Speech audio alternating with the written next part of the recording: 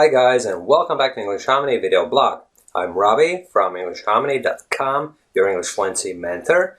And with this video, we're going to begin a new video series where I'm going to be teaching you irregular English verbs. But unlike the traditional approach whereby you learn all three forms of the same verb in a sequence and memorize the word string, for example, the verb to blow would result in a word string blow, blew, blown, right? And then you would be required to memorize it, and it would be all part of the larger table of hundreds upon hundreds of irregular English verbs, right? Instead of that, we'll take each of those forms of the same verb separately and learn them as part of valid English expressions. And why we're doing that is the following. If you learn the unnatural collocation blow, blew, blown, you're not going to be able to use those individual verb forms in your live speech, because all those words will associate with each other, but they're not going to go together with some other English words. But that's how fluent language happens. You'll learn any new verb or a noun or whatever word category it might represent. You'll learn them as part of normal speech, as part of a phrase, collocation. Collocation is simply a word combination. That's a little bit more scientific, right? So basically you have to learn all those individual verbs as part of valid expressions. And don't learn such word strings, blow, blew, blown, or whatever. Don't learn them, right? So here we go. Blow. Blow things out of proportion, which means that you exaggerate something. So basically you're having a conversation with a friend of yours and he's telling you now, this is so bad, we're gonna get fired for coming in for work so late. And you're telling him, listen, don't blow things out of proportion. We're not gonna get fired for just being late. It's only 5 minutes late, and many people do that, and we'll just go into the office now and explain why we were late. We were stuck in traffic, right? It's all because of the traffic jam, so stop blowing things out of proportion. So blow things out of proportion is a very useful English phrase, which can be used whenever someone exaggerates something, and that's how you learn to use the verb to blow, right? Next up, blew. My car's head gasket blew, which actually happened, and for those of you who don't know what a head gasket is, it's some sort of a seal that seals the engine, a car's engine, and the head, right? So the gasket lies between those two parts, and sometimes when there's a little crack forming in it, it can blow, which results in the radiator overheating, and then all the water is boiling in the system. And basically what happened in my case was the radiator blew as well. So I was on my way home from work, and all of a sudden there was hot water splashing out of onto the bonnet of my car, and I didn't know what was going on. And then I took the car to the mechanic, and he said that the head gasket blew. And I actually find it quite hard to imagine another occasion when I would personally use this particular form of the verb to blow, blew.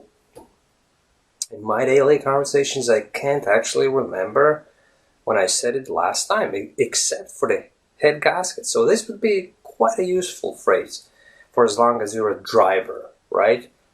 The head gasket blew, right? And now we're proceeding to the last form of this verb to blow, which is blown.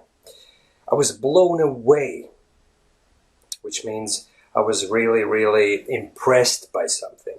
I was blown away by my work colleague's professionalism, or I was blown away by the way she carried herself in such a confident manner. You should have seen her. I was blown away by that, and you would have been blown away by that as well. So, the take-home lesson, my friends, is the following. Don't learn unnatural word collocations, word combinations, such as to blow, blew, blown. Instead, what you want to do is learn all those individual forms of the same verb as part of collocations, phrases, and then do some spoken self-practice in order to embed those phrases into your mind.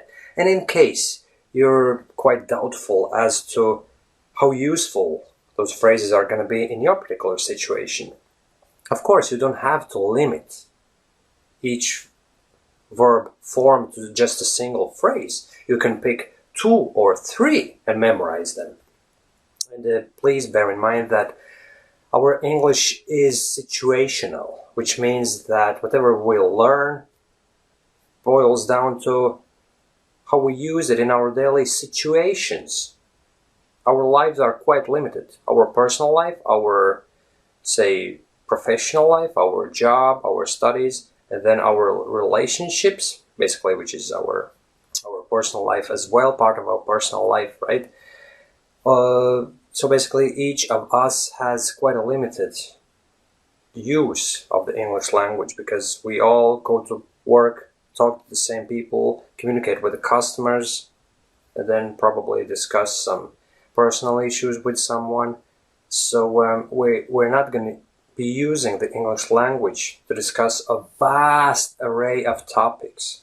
It's not going to be as if we're taking an English exam every day of the week and showing off our ability to use each English verb in 100 different ways. So the chances are that you will actually use the form, the past tense of the verb to blow blew only in the context of your car's head gasket blowing. It's totally possible. Or probably you're going to say things like, and then the children blew the candles or something, in case you had attended a birthday party, say the previous weekend, and you witnessed how children were blowing candles, and then you're retelling that story to some work colleague of yours, and then you're telling, and then the kids blew out the candles, and everyone was clapping their hands and cheering them, right?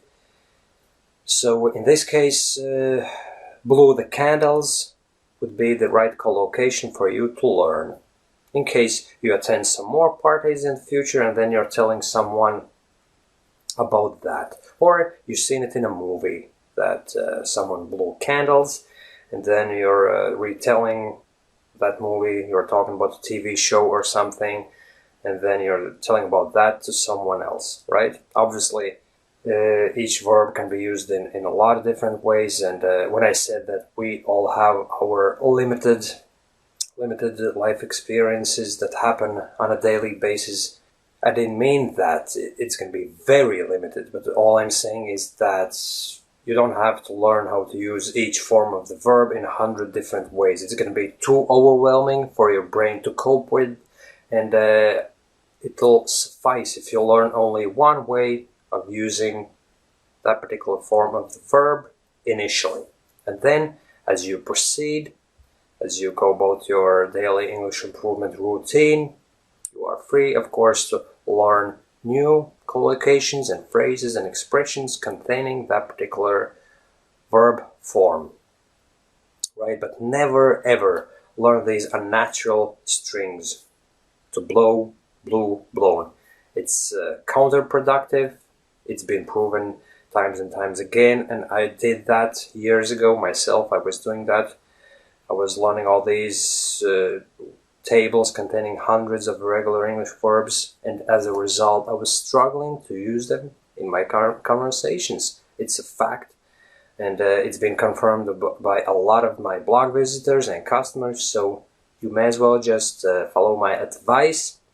And that's about it, my friends. See you in the next video, and who knows, probably the next video is going to be about another irregular English verb, right? Talk to you soon, and bye-bye.